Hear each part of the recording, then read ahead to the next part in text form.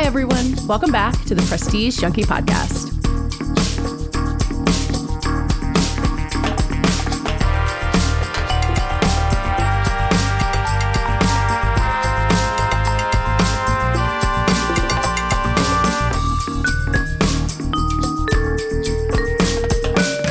I am Katey Rich. I'm the awards editor here at The Ankler. And today, my co-host is an editor at Gold Derby, my favorite person to yell with about awards, Chris Rosen. Hi, Chris.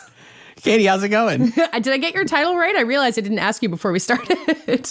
Whatever title is fine. It's digital director, but I don't actually mind. So yeah. Okay. Chris, you and I are here to predict next week's Emmy nominations. And then after that, you'll hear the conversation I had with Colman Domingo, who is the star and executive producer of a really wonderful new movie out this week called Sing Sing.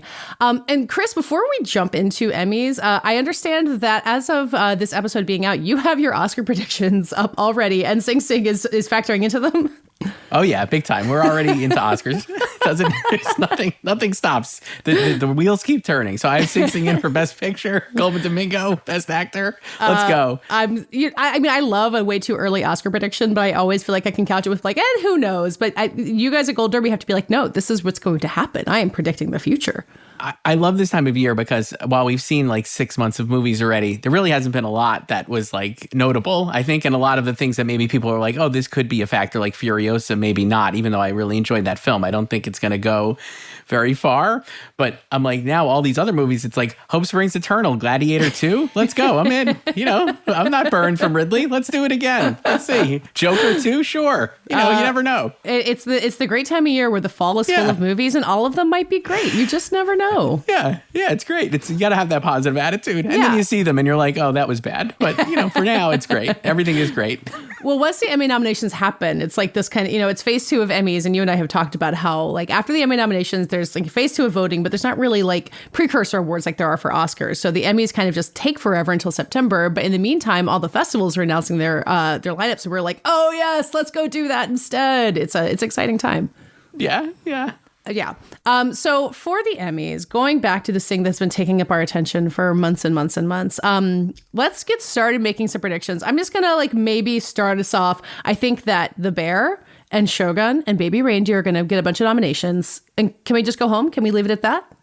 Well, it's going to be a little, I think one of the things people who follow the Emmys, and I'm sure you're aware of this, phase 2 gets a little boring I would say boring because you already you're allowed to say kind that. of like last year it was Succession, The Bear, and Beef. And it was like those 3 were going to dominate, and then they did. Yes. And this year now that Shogun is now a drama series, it's really taken a lot of the drama out of all this, right? Mm-hmm. Because The Bear is still The Bear, and Shogun and drama, and like you said, Baby Reindeer, and there you go. So that'll be phase 2. But for now, we're still hoping that maybe there's some excitement in the nominations, I guess. And I think there always is excitement in the nominations, right? Like, last year we knew The Bear was going to win a bunch of awards. It did exactly that. But in terms of who is competing against them, who made the nomination cut, even if you always knew Jeremy Allen White was going to win, you didn't know who was going to get nominated with him. So I do think there's some drama to be had for people like us who want to see this stuff coming. And I'll yes and you there, Katey. Yes, baby, and true comedy. Because of the submissions, there are less slots in a lot of these categories. Yes. So that made it even more competitive. And like comedy, supporting actor and actress, where we were expecting 2 years ago was 8, last year it was 7. Now it's down to 6. Mm-hmm. So a lot of deserving people will now miss out because of that. And it makes it a little more challenging to predict. And also maybe we'll see how people vote and what gets snubbed in that case. Yeah. Is there a less in the weeds way to explain it? It's basically based on how many submissions there are in the acting categories determines how many nominees there are, right? Yeah. So for instance, in drama, like this year, because of Shogun, basically, which has 2 lead actor submissions in Hiroyuki Sanada and Cosmo Jarvis, that drama actor category reached 81 submissions, which pushed both the actor and actress in a drama to 6 positions. If one of those guys ran supporting, it would have been 80. Wow. And then there would have been only 5 actor and actress because there was only, I think, in the 50s in terms of actress submissions. So that's kind of like what you're dealing with. And then because there was enough actors to get to 6 slots, that carries over to the actress side. So now both sides have 6. So that's great for Reese Witherspoon maybe, or who knows, right? Because there's now an extra spot. Well, so I was tempted to start with comedy because I do think that, The Bear is new as we were recording this. The drama between that and Hacks is kind of fun, but we're on drama category already. So where do you see the potential for, something to overperform compared to Shogun, or maybe Shogun might underperform? Where do you see that all landing? I personally think so. In the past, there had been an unrestricted ballot. This was a few years ago, right? Where you could list, and you could just list people from your show. So you could put 50 people if you wanted. And that's how we thought a lot of shows like Succession and The White Lotus ended up dominating these supporting categories, right? Where you're just listing off like Nicholas Braun or Sydney Sweeney or whoever you saw on those shows. Yeah. And then they added a restricted ballot, or they went back to a restricted ballot last year. And that idea was, that's going to make these Emmy voters really think about what they're putting and will help the variety of nominations. Restricted ballot means you have to pick the number of contenders who can actually be in the category. Yes, right. So and it can only be, I guess, whatever it is, right, in the category. So you can't just infinitely scroll supporting actors or actresses or whatever. Yeah. So we thought that'll be good for variety, maybe. And as it turns out, it wasn't. They just were like, okay, well, I only watched Succession, so we're just going to keep going on the Succession train. So using that logic, I'm actually very bullish, I guess, on Shogun, really almost overperforming itself, because I think a lot of people are expecting Anna Sawai to get in, right, for lead actress. Sure. And we said, Cosmo Jarvis and Hiroyuki Sanada for actor.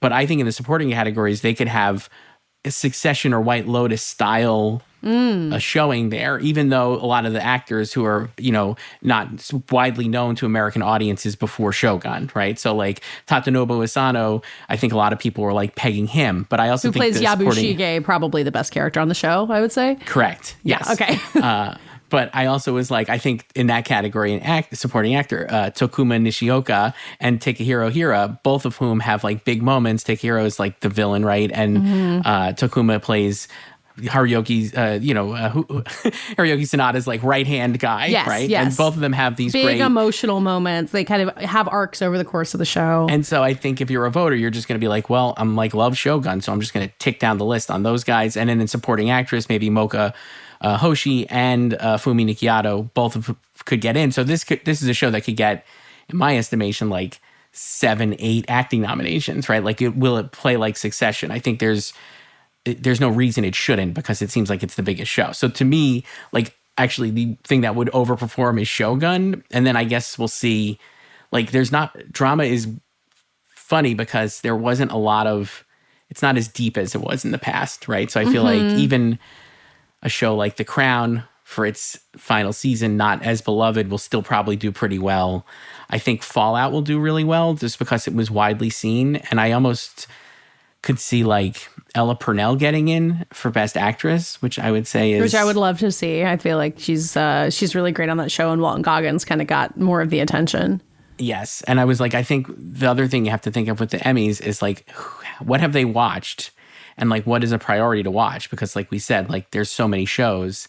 Fallout is a show I think most people watched. And we've seen them, while a lot of the genre shows don't necessarily break through in acting, if you're thinking of a Star Wars show or whatever. Yeah. Last of Us did break through last year with its two leads. Different kind of style show, but I feel Fallout could do the same thing. So here's my question.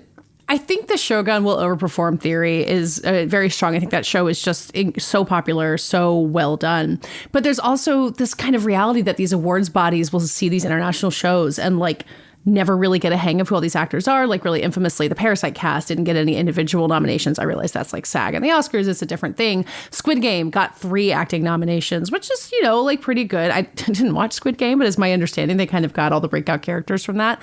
And so I'm sitting there looking I think Hiroyuki Sanada is undeniable in lead actor, but Cosmo Jarvis, kind of an unknown. Are they going to really vote for him over Idris Elba or Gary Oldman or Dominic West or Donald Glover or all these people who they know better? Star power at the Emmys, they kind of like who they like and keep going back to them, don't they? I think they do to an extent. I think Idris Elba would be an interesting person to get in, and I think Gary for actor, I have both Cosmo Jarvis and Hiroyuki Sanada. I think Cosmo is I love that performance because while he is like the avatar for like the white audience, he is a total idiot, right? It really plays like Kurt Russell. My comp for him has been the whole time like Kurt Russell in Big Trouble in Little China, where it's like you think he's the hero and you're watching him and he's being heroic, but he's also the idiot. And like that's definitely how Cosmo Jarvis seemingly played this character. Yes. So I think he would get in.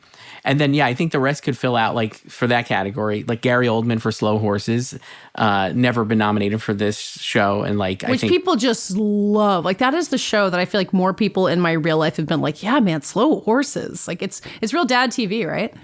Yeah, big time dad TV, very watchable. So I feel like that'll get in. Walton Goggins, I feel like Walton Goggins is a guy everyone loves. A lot of people in the industry have worked with, and he's in The White Lotus next season, which will be for Emmys 2025. So I feel like he gets nominated this year, and then whatever category he's in next year, I'm just like pencil him in for the win already, because I feel like this is just like he's on the track to do that. So I think he'll get in. Dominic West for The Crown. Again, like I think that's still like The Crown and like fine. And then I have Donald Glover in for Mr. and Mrs. Smith. Which you loved. You've been beating that drum for so long. So I love it. And here's another thing to think about with the Emmys in terms of like so many shows. Mr. and Mrs. Smith premiered in February and they did all the episodes at once. So while you might argue that it's not as buzzy as something that has just come out, it's already been seen probably, right? Like a lot of times these shows that premiere earlier in the year, particularly maybe when we do limited series or whatever, that actually those have an advantage because they've already been seen. And so like most people are like, I watched Mr. and Mrs. Smith, or I watched in the limited series like Fargo or True Detective. And maybe I never caught up with Regime, or I never caught up with whatever other drama series you want to talk about, right? Like there's too much to watch in the spring, right? Like that's always the problem.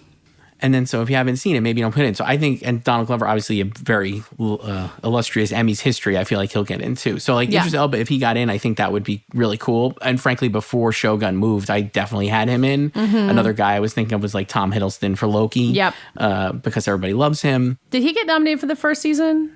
I don't believe he did, no. So man, that's kind of crazy because the first season was pretty popular and the second one was a little bit further off the radar, I think. But you're right, it could totally happen.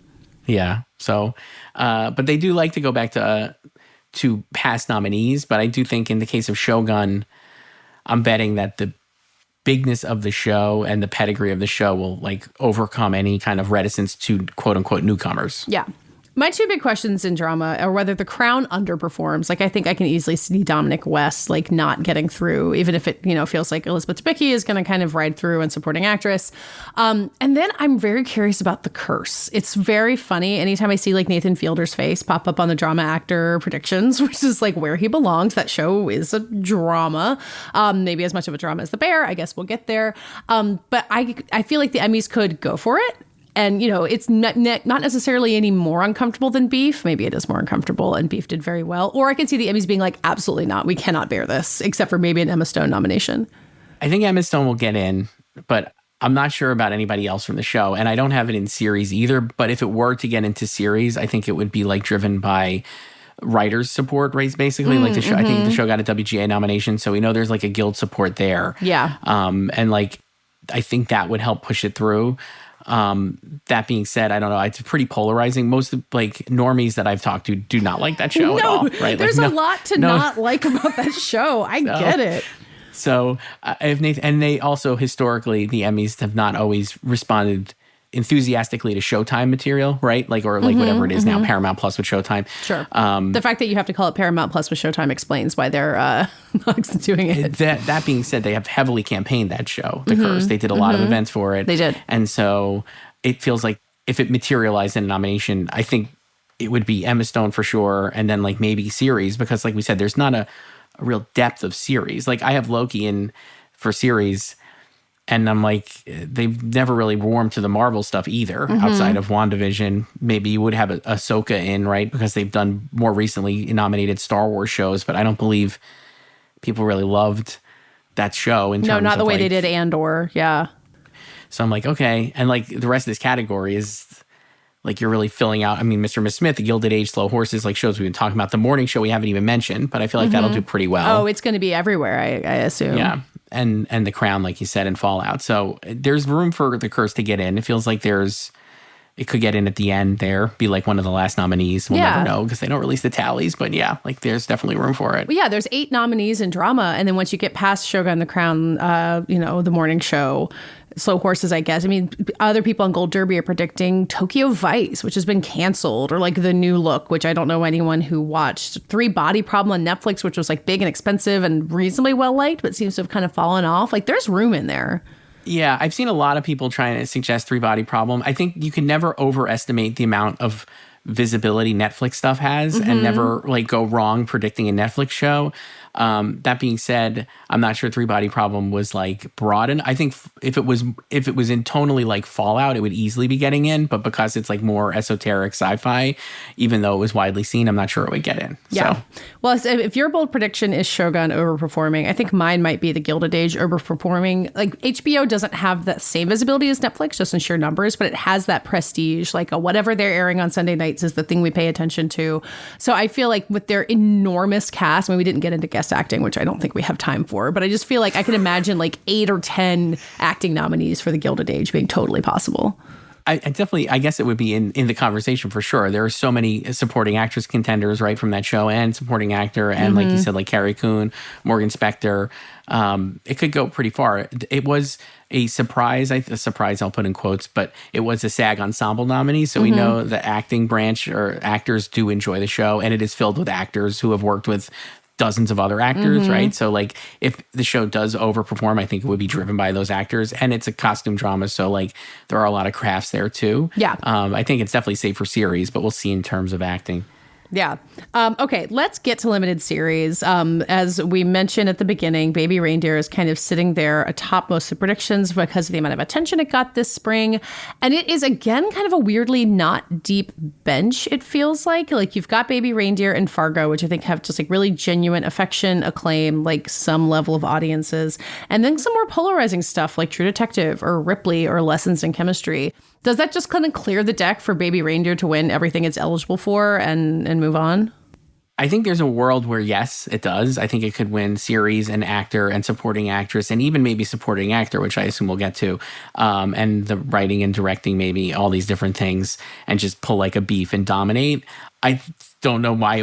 Frankly, I don't know why it wouldn't, because I think an issue with this category in terms of phase 2 and wins, and we've seen this with the Oscars in recent years too, is like, is there a consensus second show? I guess you would say maybe Fargo, but the Emmys that would have be historically, my guess. They have historically not like really loved the show. I think this season of Fargo was like its best since like season 2 or season 1, whatever you want to say. Like people really did love this season. It was really great. But will they go back to it? A lot of times it seems Emmy voters, once they have decided they don't want something, or they've finished with that show, they don't really go backwards. So I don't know if they'll go to Fargo over Baby Reindeer, and then the other shows like you mentioned maybe all have, I don't know, not strong cases to win, but I do think I think this is a category where I was like, I feel really confident Baby Reindeer, Lessons in Chemistry, True Detective, and Fargo getting nominated. And then Ripley, I think, is like I'll put it again, like film Twitter favorite. Like it feels like a lot of people. How dare you? I loved it. I mean, fine. I accept the insult. But you were part of film Twitter though, Katey. Fair enough. or the Letterboxd crowd loves Ripley, but I do wonder. And I think it'll get like Andrew Scott in, and I think it'll get writing and directing probably, and cinematography, of course, because it's beautiful. But I do wonder if it's broad appealing enough. And I wonder if a show like Masters of the Air or All the Light We Cannot See, which is a Netflix show. Boy, that's a name I haven't heard in a long time. Right. Or like even Griselda, less or so. But I think you cannot overestimate. Well, Masters of the Air, obviously, an Apple TV Plus show would be, Apple has never gotten in this category. So Lessons in Chemistry would be the first time they're able to get in, right? Assuming that gets nominated. If they get 2 in, that would be really cool. Masters of the Air obviously comes from the Hank Spielberg band of brothers. Yeah. Gary Getzman, right? Pacific. So those shows were dominant limited series before they kind of adjusted these categories. Does Masters of the Air kind of get in on it, the strength of its crafts and like the fact that it is peak dad TV basically? Maybe. Or does All That Light We Cannot See, which again, not a show really people love, I would say, or at least in the like of the film Twitter crowd. Like certainly we are not like fans. Did people watch it though? It's unclear to me if it was even popular. I think it was, and it's also again an early release. It came out in the fall, right? Or so it's people have seen it probably. Sure. And I do wonder if something like that, or Griselda gets in over Ripley, even though Ripley is also a Netflix show. Maybe it's a little more inaccessible than some of these other right down the middle shows. Yeah. In terms of overall. So, Did you not mention The Sympathizer at all in all of that? So I feel like, again, I really love that show. That was one of my faves too. So it's nothing against the well show. Made. It's like Ripley, I think. It's got like such good bona fides. And I think it could get in, we could see maybe it would get in for actor. I think that would be very deserved. Washande was like incredible find. And maybe obviously Robert Downey Jr. everybody's predicting to get in, and most of the people are predicting him to win. And it would get probably best director for Park Chan-wook and writing probably. But I just wonder if it's too polarizing, for lack of a better word, to get in for series, or if it's too niche to get in for series. I just don't see it. I don't see it making it over these kind of more mainstream, like right down the middle shows, especially if you look at like what Emmy voters seemingly go for. Yeah. Okay. So series is tough because it's only got 5 slots for these shows, but in the supporting category, there are 7 slots apiece. That is so many people for what we were talking about, is like not being the deepest bench of beloved shows. So like, there's nominations of, like, I didn't know Joe Keery was on Fargo, and people are predicting him to get in there. I mean, Jonathan Bailey on Fellow Travelers, a show that I think kind of came and went, but he's like really high up on the prediction levels. Like, there's some weird stuff that could happen in these supporting categories, especially, right? Yeah, Jonathan Bailey is definitely the online fave I've found. A lot of people have been telling me to predict him on in my picks for months. Everybody loves Jonathan Bailey. I'm sure they're very psyched for Wicked as well. Yes, of course we all are. So I don't know if he'll get in, though, because I don't have him in personally, and because what we were talking about before, historically Showtime series underperform. So I'm not sure I would put him in. But on the flip side, that is an early release, so maybe that helps. And he has campaigned like crazy, so that has helped probably too. Yep. But that's why we were talking about, like, for supporting actor, I have Tom Goodman-Hill in. He plays the Predator and Baby Reindeer. Yeah. And while he's only in like 1 or 2 episodes, I think that character is not something, I don't think anybody would be like, well, I love that guy. I think it is an incredible performance and very memorable. And looms very large over the show as a whole. Yes. I feel like he will generate a lot of votes. And I have Nava Mao and Jessica Gunning from Baby Reindeer too. Yes, I think that's because they've all been doing press together, like all 3 of them. I think that's a good prediction. Yeah. And my long shots here in this is that I'm just like going, this is a complete Hail Mary. We talked about the show, I think, offline, Katey, but Under the Bridge on Hulu. Yes. Well, I just absolutely love that show. And it's been, I think, not as widely embraced publicly. It's a great show. But I do think a lot of people who watched it really loved it. And historically, like last year, remember Welcome to Chippendales, that Hulu drama series? There's always the one, right, that nobody sees coming. And it had all these acting nominations. Now, Under the Bridge and Welcome to Chippendales are not really great comps because I think the acting styles are different and like whatever, but they do watch Hulu. And so I'm hoping that if they watched Under the Bridge, somebody like Chloe Guidry or Archie Panjabi, who I think are really like the emotional, Archie Panjabi certainly is like really, really emotionally affecting in those final episodes. Yeah. And obviously is like got a great history with like The Good Wife and stuff. She's in the and Emmy Chloe Club. Guidry just blew me away. Chloe Guidry, she plays one of the girls, one of the assailant girls. Yeah. Absolutely fantastic. So I was like, I'm just hoping they'll get in. I think this, like you said, because there are 7 slots here, you could really maybe see some of these long shots getting in. I don't know, though. But you're picking them over Lily Gladstone and Riley Keough, who are the leads of the show but are competing as supporting, in a kind of odd thing to me. But do you think that's more likely? I am, because I think, I said this last year about like Succession too, in terms of like, Kieran should have won, because like if you watch Succession, which we know they did, he was the standout lead actor more than Jeremy, more than Brian, right? And so like, okay. In terms of this, if you watched Under the Bridge, while Lily Gladstone and Riley Keough, I think are really good on the show and they're obviously famous, there's no way you would come away with that show being like they're one of the top 5 performances on the show. Sure. Like the show, they're not, unfortunately, or whatever. So I'm like, I think if they did watch this show, then they will pick the people who were the best on the show. That's at least what I'm hoping. But I don't know if that's actually real. Maybe they don't even think that. And the other show I didn't really mention here in Unlimited, we didn't talk about at all, was Feud, Capote versus Swans. Yep. Yeah, I was going to ask about that. So it's another show that could really dominate these supporting categories. There's many swans, Katey. There's a lot of swans. I saw that poster with their long swan necks is burned into my brain forever. I will never forget. I have none in because I think it's another show that I think was like, I only have Tom Hollander in, and I don't even know if I have Naomi Watts in right now, but I think she could get in. But I have none of the supporting actresses, only because I think maybe is hard to find a consensus. The consensus in the Gold Derby odds is like Diane Lane would be the one to pop.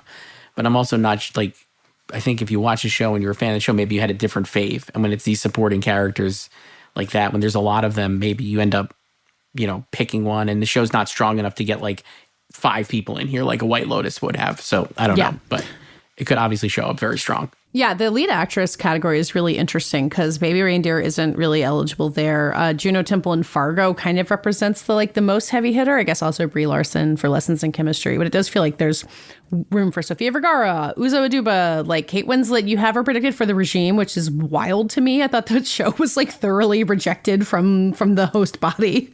I did think it was, and I think she could just get in because it's Kate Winslet. But if I was going to flip that out, I think Uzo Aduba is interesting because she was, I think, a SAG nominee for Painkiller, and it's a Netflix show, and she's a 3-time winner. So, like, the pedigree is there. I thought Nicole Kidman for Expats, but I don't know how many people watch that show. Yep. And Naomi Watts for Feud. So I'm actually, that final spot, I'm not really sure. But Kate Winslet, I was like, it could be the kind of thing where Kate Winslet innocent, even if they didn't like the show, right? Like that she'll get in because like she's Kate Winslet and she was really good.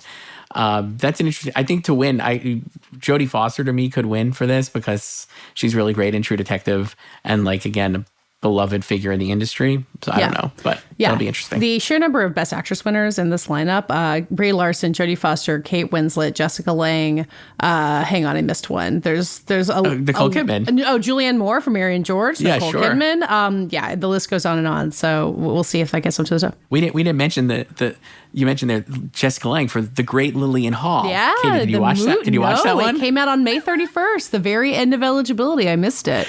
It did. They snuck it in. And then while that's a TV movie and they have its own category, the actors for those movies are able to be competing against limited series actors and actresses. So Jessica Lange, maybe. I would say, having watched it, she's very good in it, but I don't know if it got a lot of, if it made inroads in the conversation. Yeah. All right. Let's wrap it up by going back to comedy. Chris, we've talked about this plenty, but I'll go ahead and ask you, where do you land on the Bear's not really a comedy, give it all to Hacks debate in this category? It doesn't bother me that it's not a comedy. I would say it's not a comedy, personally. I think it's no more of a comedy than Succession is a drama. Absolutely. And obviously, Succession was a much funnier show than The Bear, right? Like that kind of thing. Yes. I would say in terms of whether Hacks should win, Hacks is definitely funnier, but it should only win if it deserves it. And I would say in terms of season 3 of Hacks versus season 2 of The Bear, I kind of maybe would say Hacks season 3 was better. It's very close though. So I would say if I was a voter. I loved Hacks season 3 as well, just to be clear. So if I was a voter, I would say Hacks over The Bear. But I don't know if people are really going to do that in the end. And I think we're recording this. The Bear is now, season 3 is out. The discourse is already revving up.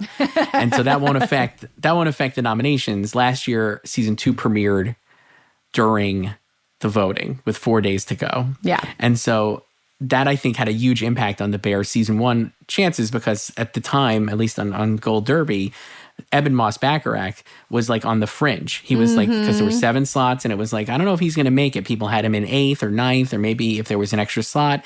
And then season 2 premiered and he shot way up because of Forks, which is like his standout episode. Yes. And then eventually won. Yeah. So this year there's none of that. And I think most people are just expecting the Bear to really dominate its categories, and I'm treating it like I treated Succession or The White Lotus, where I just have it anywhere I can have the Bear in an acting category, I put the Bear. So I this is a long way of saying, even if season 3 and the discourse is like it's not as good as season 2, that's not going to matter for nominations, and I really don't even think it'll matter in terms of its wins. So in terms of nominations, like I think it's really hard to match the Bear in terms of sheer numbers. Like in the guest categories, it's like just like mayhem of how many people you can put in there. But like, where do you see Hacks really being able to show its strength in other categories? I think Hacks will do well in the guest categories. I guess here's what I was trying to think of. Like, obviously, Jean Smart is going to get nominated, and I really do think she could win for Hacks. That's the phase 2 drama, right? Is whether it's her or Iota Berry and actress. Yeah. Yes, and then I think like Hannah Einbinder, I feel like should win for season 3 and will definitely get nominated for season 3. But I do think she'll get nominated. Yeah, but she's got to beat Meryl Streep. It's not task. So we can talk about that. I actually don't even think Meryl Streep is going to make it in. Wow. And I think here's what I would say. Last year for Only Murders, a great season. People really liked it. But in terms of Emmy nominations for the previous season, it lost nominations. It lost Steve Martin, right? He was snubbed. It seems like a show they obviously like, people like, they're not loving, and maybe it's never going to win anything major. And so like everybody's penciling Meryl Streep in because she's Meryl Streep. Sure. She's great on the show. But like we're saying, it's 6 slots. It's a restricted ballot. If you're like, I love if you're a fan, let's say you're an Emmy voter, I love The Bear. All right. So I'm going to do Liza Colon-Zayas and Abby Elliott. I didn't really love Molly Gordon, so I'll leave her off. Mm-hmm. I love Hacks, so obviously Hannah Einbinder. Mm-hmm. And I really loved Abbott Elementary this season, which we haven't really talked about, but I would say this season of Abbott was its best season. It was really good. Also, like Hacks, it was so good. And you know who I really loved on it? Lisa Ann Walter. Mm-hmm. And I always loved Shirley Ralph and Janelle James. Yep. So that's 6 people right there before you even get to Meryl Streep. Now, are you going to bump one of those people from the shows you love for a show you like for Meryl Streep just because she's Meryl Streep? Maybe, that's a but good I don't know. I like that. So I do think that's interesting. And I think that you could see like basically with 6 slots, a coattail nominee there at the end for either Molly Gordon, Lisa Ann Walter, or Meg Stalter from Hacks instead of Meryl Streep. If you're going with the top 5 being Hannah Einbinder, Shirley Ralph, Liza Colon-Zayas, and Janelle James, and Abby Elliott. So I don't know. It's tricky though. I know there's been a big push for Paul W. Downs and supporting actor for Hacks as well. He's a creator of the show. He's directed a bunch of episodes. I believe he's won an Emmy for writing it. But you know, his Jimmy and Kayla as supporting players on the show were pretty essential. So I'm very curious if that nomination happens. I will say this as a little how the sausage is made, Katey. When I interviewed Paul W. Downs for Hacks, and we're definitely talking about the acting portion of his performance. Like he was not being, while he is the co-creator and a co-writer, and you know, obviously he's won an Emmy for writing, the focus is him as an actor. Yes. And like if you David Canfield did a nice profile of him recently. Oh, he too. did. That was some nice sexy photos pickleball. Of Paul W. Downs, all about pickleball. Very sexy photos, very sexy pickleball stuff. And that was, again, all about his acting. So, I mean, they're really, like, that's to me a great campaign because I think it's like, here's a guy who you've seen before. He's hilarious on the show. He's definitely the funniest. I would say he's arguably the funniest character on the show. He's very funny and never been nominated for his acting. And we're going to really promote that this season was promoted to be a full-time cast member or like a regular cast member. He had been a guest star previously. So, like, this is the year to do it. And I do think he'll get in even with the 6 slots. I think it's going to be like, I have all the Bears, like we said, Evan Moss-Baccarat, Oliver Platt, Lionel Boyce, and Maddie Matheson. And then I have Tyler James Williams and Paul W. Downs. I don't have Paul Rudd. I don't have you don't have anyone from else. SNL? I think Bowen Yang would have been the person, but I just, like I said, I think they're going to stick with the shows they love. And by the time they get to SNL, they'll already have the ballot filled out, and maybe that's it. Yeah. They're not going to go back. It's fascinating to see in the guest actor in a comedy. It's basically everyone on Gold Derby thinks it's either John Bernthal for The Bear or Ryan Gosling for Saturday Night Live. Like, those are 2 very different styles of acting on display there. I think, so with SNL and the guest hosts, I do feel like Gosling and Maya Rudolph are the best shots of getting in because they both had these incredibly viral episodes that even if you don't watch SNL, you've seen. I think that Gosling also has like I'm Just Ken from the Oscars. Is like like just he should easily get in. It'll be interesting who wins there.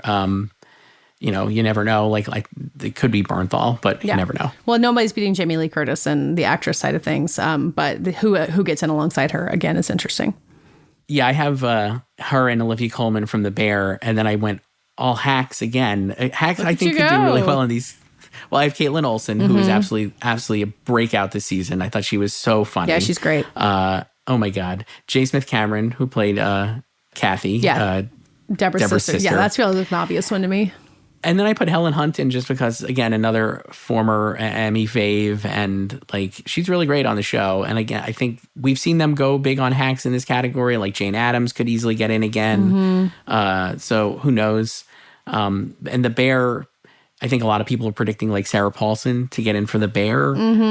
And she would get double nominees because she could also get in for Mr. and Mrs. Smith as a drama guest actress. I think it's funny that The Bear is a comedy and Mr. and Mrs. Smith is a drama. And Sarah Paulson on the Mr. and Mrs. Smith is the funniest thing I've seen her do in a long time. And Sarah Paulson on The Bear is not doing comedy. But she can get 2 nominees. The line, ever since Orange is the New Black, honestly, the lines have been so blurry that we just can never get it all back in order. Okay.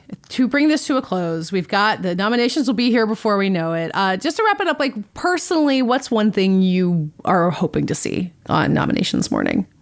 I guess I'm hoping to be surprised. I would be happy if I get a lot of predictions wrong, because it means that they did things differently and they went out of their way to go not to the chalk and consensus. Because a lot of times, like we said, like you do this, everybody's expecting like 4 of the 5 or 5 of the 6 people to get nominated, and there's usually like one question mark. And I'm hoping there's more question marks this year. You know, the thing with, like you were saying before, there's not as many precursors. You don't really know what people are watching. And so it'd be fun on Emmy nomination morning to be like, wow, they actually did watch whatever show that we're underestimating. You know, maybe they did watch Reservation Dogs and it overperforms. Maybe they did, you know, that's a show that like people really loved, but never really got Emmy shine. Maybe they did watch, maybe Girls 5 Eva got more of a Netflix bump than we expected, and it gets like 5 different nominations, right? Like, don't even tease me with that thought. I want that so badly. That would be really fun. So I'm hoping for that. I'm going to do a really specific one and say Hoashande for The Sympathizer. I would just, you know, that category and limited actor is fuzzy enough. Things are moving around. I feel like I would just really like to see him get that recognition. I would love that. He is so good on the show. Yeah. Well, on Emmy nominations morning, I'll be here with our friend Jordan Hoffman to go over all of the nominees. So that's excellent. If you want to barge in and yell about all of our takes that are wrong, you're welcome to, because that's what we'll be doing anyway. Let me know. But thank you in the meantime for joining me. Thank you for making all these predictions all season to help me understand what's going on. Gold Derby is an instrumental, indispensable tool for me. So thank you for all of that. It's the best. Thank you so much for the plug. GoldDerby.com. Go make your picks. Not everybody gets a plug, so lucky you.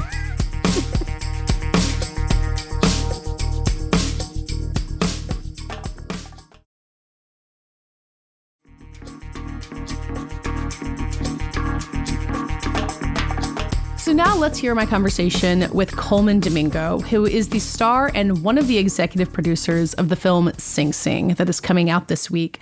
It premiered at the Toronto Film Festival last year, at the same festival as Rustin, which earned Colman his first Oscar nomination this year. It was picked up there by A24. It kind of came into the festival without a distributor, which meant that Colman and some of the cast could attend, which was great. And is now getting what I now think of as kind of a classic A24 slow summer rollout. If you want to see this take the same path as Past Lives did last year, I think that's a reasonable thing to hope for. It's directed by Greg Kwedar and co-written by him and Clint Bentley. They base it really closely on their own experiences working with the RTA theater program at the Sing Sing prison in upstate New York. The film has a lot of people who are formerly incarcerated and are more or less playing themselves, including the co-star of the film who stars opposite Colman Domingo, Clarence Macklin, aka Divine Eye, who is playing himself as someone who was part of this theater program. And he and Colman Domingo build this kind of tentative friendship born out of rivalry, as they're both part of the same theater troupe.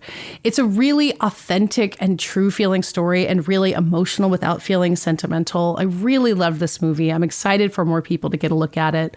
And it was exciting to talk to Colman Domingo about how he chose to make this and how he's making choices at this point in his career, where he's an Oscar nominee and is able to get small films like this made, and what really compels him to take something on and devote himself so fully to it. I love talking to him. I think you will love hearing it. Let's hear my conversation with the star of Sing Sing, Colman Domingo. So, Colman, I was reading about the first meeting you had with Greg Kwedar, where basically he had no script. You had 3 weeks in your schedule. It was kind of this crazy thing to pull together. And you really put your trust in him that he was going to have something that you wanted to be part of at the end of it. What does putting that trust in somebody feel like for you? What makes you know that you found the right person to jump off a cliff with? You know what I think? I think there was, I could just tell, just getting to know him very briefly, that he was really meaningful and what he was trying to do. So I thought that he had the heart and the integrity to sort of get behind this in a really unique way.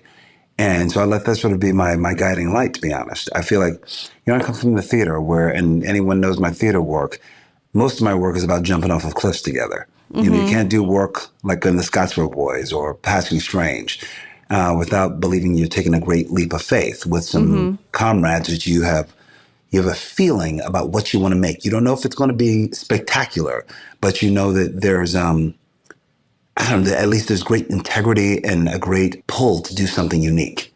with whatever form you're doing. So it felt like, my early theater roots. It's like, whether it's experimental theater, it felt like, oh, we're about to go make this hybrid of a film using theater in the center to tell these stories of these men in this prison, using theater as a mode of, healing and, how unique, so I thought it was ticking off a lot of boxes that I really thought, oh, I'm interested in that. I'm interested in that. And it doesn't have to be perfect. It can be messy.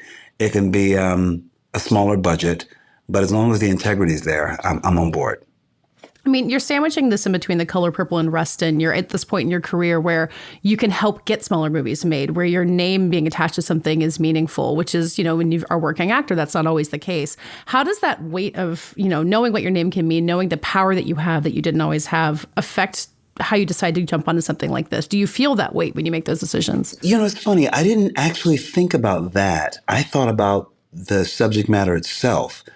I do know what sort of agency I have in my career and how that can at least help move it along. And it started to move along pretty quickly when it came to getting independent financing. So I know that helped move the needle because of me, which was great. I don't know if I necessarily thought, oh, by me doing this, I don't want to seem like there's some heroic act that I'm doing. Oh, no, that's not what I mean. Yeah, but you know what I mean? Because I feel like I'm not as conscious of at least, oh, if I bring my name to this, it'll make it, it's worthwhile. It wasn't that consciousness, to be very honest. It was very much just an instinct that this would have a great impact and I want to be a part of it. And I think also it tells the universe, it tells the industry something. It's like, everything doesn't have to, listen, I've always told my friends who, even after I've gained some success, and they were like, oh, would you ever even think about coming to do this play in this black box theater? I said, yeah, I would, but you never asked me. They were, oh, you're just too big. I'm like, you said that. I didn't say that. I said, the beautiful thing is I can make decisions based on what it is. I mean, so watching Sing Sing again, I saw it in Toronto. I saw it again just now. And it struck me how much of the movie is about the acting process, which is something that people like me will ask actors in interviews. And I feel like there's always the fear that if you talk too much about acting, it demystifies it, makes it boring. But this movie is talking about what acting is. Do you kind of enjoy lifting off the curtain in that way and making it so specific and character based? Like, I feel like I understand acting more after seeing this as one of, like, and I didn't expect that. Really? That's pretty cool. I think so too, because I think, most actors feel like if we talk about our process and and my process constantly shifts based on what's in front of me. And I think, we're such strange creatures, I think, in many ways, even the way you have to, sort of, how do you get to the truth of something? How do you research it? How do you divine it in some way? And so, sometimes you feel like, am I being too woo-woo? And I'm being too, I don't know, too heady about it, but that's our job. And I think this does demystify it a bit because you're just watching us in practice and watching people who have, who are getting their skills. They're not refined skills, but they're practical skills. And they're skills that are useful, that are not only for acting skills or to make theater, but it's useful to sort of like help your life out, to help you get in touch with your feelings. I've always believed that even when I taught at programs around the country. I always thought, I would tell students, my job isn't teach you to be a great actor. My job is to give you an immense toolbox where you can pull from, draw from, and you can use this, and you can use it as an actor, but you can also use it to become a greater human being and to use your voice in some way, shape, or form. So my job is not to make you a superstar. My job is to get you in touch with all that stuff that you can use. Yeah. There's that moment in the film where Paul Raci as a teacher kind of tells them, like, men being vulnerable together in spaces is something that doesn't happen in society often. Is that vulnerability, that ability to open up, part of what drew you to acting in the beginning? Do you remember that feeling of like, oh, wow, I can do this in front of people and it's okay? I think so. Well, especially because I was actually pretty shy growing up. And I think it sort of gave me a place to put words, action, physicality into practice. I've always been an observer. I used to be on the school newspaper and things like that, and I just watched people. I was not a cool kid at all, but I watched how the cool kids operated. And I didn't know that I was downloading and understanding who they are. And then as an actor, I could put it into practice and put myself in their shoes, vice versa. I already had those skills and that curiosity about other people. They became useful as I became an actor, you know? Yeah. I imagine that the acting exercises, the warm-up exercises in this are very familiar to you from theater. And it's funny watching it being like, this is supposed to be a private thing. This is supposed to be letting go and being silly. But it's in a movie. It's being recorded. Is there something weird about being like, wait, no, you're not supposed to watch me walk like a zombie. Like, that's supposed to be just for rehearsal. Well, that's the beautiful thing. I always thought that, anytime you see any actors doing acting exercises or classroom setting stuff, it looks a little bit like a nut house. It looks like some very special institution, And maybe I want to also be very clear, saying a nut house, you know what I mean? I mean, a place for people to get their psychological work taken care of, and cared for. But it is going back to a sense of play and to release yourself and get yourself into your body and your spirit. So that's what things are designed for, to also give you a practice in some way. So I love the fact that we're doing it in a very sort of, a film setting. But the beautiful thing about Pat Scola's camera work and also my director, Greg Kwedar, he put the camera outside of the actors, which is a beautiful thing. So you're not as conscious. It's not in between the actors. It's outside of the action or being a part of it in some way, which is beautiful. So you still felt as liberated as you would in the theater, Yeah. So when you were talking about taking the son and working with the cast in there, you kind of knew that you would have to take on a different role as, the professional actor in the group, although Sean San Jose is there. But you also said that they would bring something new out in you. And I'm curious if you can put words to what that was.